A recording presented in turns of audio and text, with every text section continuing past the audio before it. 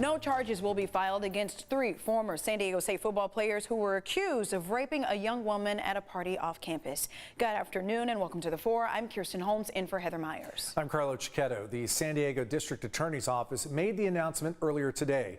CBS 8's Steve Price is on the story for us. Steve, this is a story we've been following for a while now.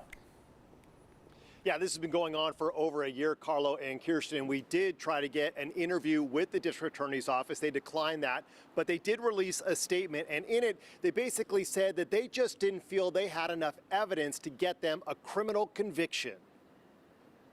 This is a situation where it's really a DA's nightmare.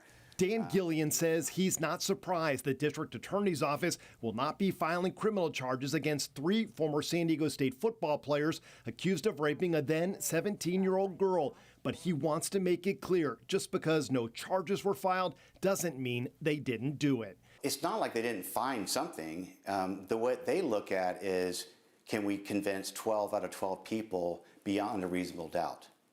Right, that's where their thinking is. Their thinking isn't like, do we have something on them? The victim says it happened October 17, 2021, at a house party in the college area not far from campus. According to a civil lawsuit, she alleges star punter Matt Ariza, who was 21 at the time, had sex with the 17-year-old outside the home, then brought her inside to a bedroom where a group of men, including 2 other football players, took turns raping her. Gillian, who represents the teen in her civil lawsuit, believes police dropped the ball early in this case because his client was drunk when it allegedly happened. The victim is intoxicated, and it means it's hard for them to prove a lack of consent. It's just difficult. The district attorney's office released their decision Wednesday afternoon in a news release, saying in part, ultimately, prosecutors determined it is clear the evidence does not support the filing of criminal charges, and there is no path to a potential criminal conviction. Prosecutors can only file charges when they ethically believe they can be proven beyond a reasonable doubt.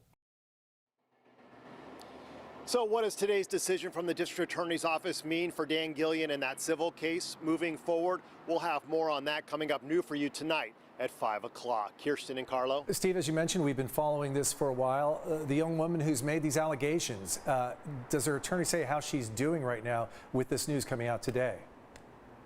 So I asked Dan Gillian if he had a chance to talk to her. He said just briefly. He did mention, though, that the district attorney's office contacted her before they issued the release. So she did know that the decision was made and that this was coming. He said that she, though, is suffering from PTSD and still trying to really figure out exactly what today's decision means.